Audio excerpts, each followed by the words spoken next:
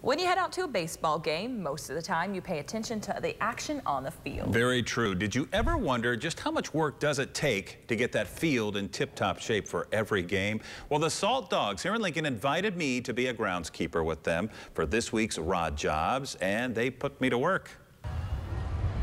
Long before you hear the first crack of the bat, there's a special team that gets to the ballpark hours before the national anthem is ever sung, the grounds crew. Their job, have the field in perfect condition for the game, and they are good. Haymarket Park has been awarded the best playing surface in the American Association League for 14 years in a row. These guys take a lot of pride in what they do, and I wasn't going to let them down. So now you're turning it on. Right. One of the most important jobs, the infield. 75% of the game is played here, and keeping the clay moist is crucial. Several times before a game, water is sprayed on it. Josh Clutie is the head groundskeeper. The last thing we want to do is once game time comes, it's really hard for the players, and balls will be bouncing all over the place. We like playing in the parking lot if we don't keep the moisture in it. And one way to do that is to do some dragging. And the key here is, like you said, you break up the clay so the moisture can get in there. So you break up this stuff, this conditioner, from the skin part. Gotcha. Because it's, once we flood it at night, it sticks to it. Yep. And then we'll get it all nice and smoothed out, and then we'll water it again, and we'll get a nice, good... So if I just go around a couple times, we're good? Yeah. You can do circles, you can go around them, you can just lap it, you can do whatever you want. Kind of hard to screw it up? Yeah. Just don't drive on the grass, that's the only Just don't drive on the grass. Just do not drive on the grass. So off I go, going back and forth across it and then circling it. And keeping the infield safe also means a lot of raking by hand, hitting every inch of the diamond. We don't want any high edges where the ball can take a bad bounce. Now, the one time I can go on the grass is to mow. From little spots in the infield and pushing by hand to the big machine to handle the outfield, which has those special designs on it.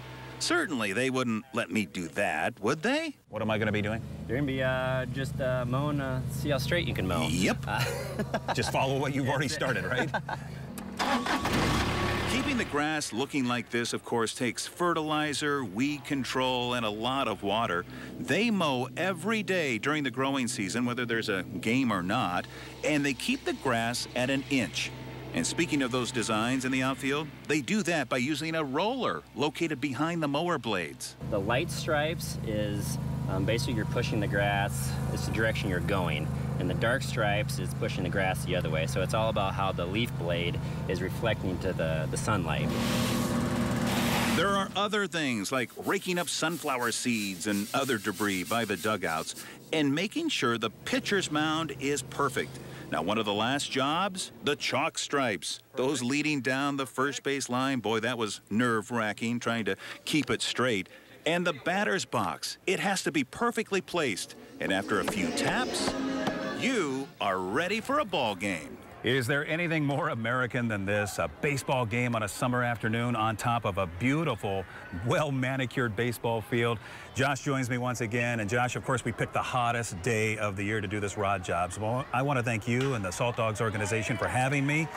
If Channel 8 doesn't work out, you think I might have something here? If that was your audition, I'd say you'd be a shoo-in. You picked up on things pretty fast and did a great job. Well, you guys were great teachers, so thanks again. And best of luck for the rest of the summer. Appreciate it. I'll tell you what, these guys welcomed me with open arms. I mean, this is their turf.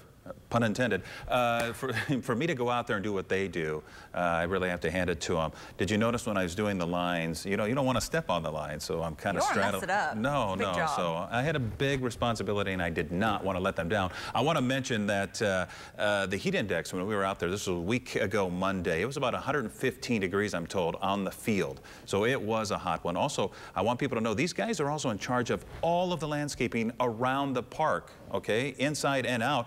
And don't forget, they also have to take care of the Husker softball field next door. And with some baseball practice in the with college earlier in the year and in the fall, they're busy almost every single month of the year. And we saw how busy they were during baseball season when we had all that flooding. That field was flooded. If you guys can remember the pictures, you know, the baseball team was poking fun on social media. They did an amazing job. They cleared that up within 24 hours. And that's a whole nother story that I couldn't get into, but they have drainage pipes that actually take the water out of there. That's why they could do it in a 24-hour period. So what's next? Next week, I am a magician, and we're going to perform for some kids at an area hospital. So a very good time. That's coming up next Tuesday. Abracadabra. All right.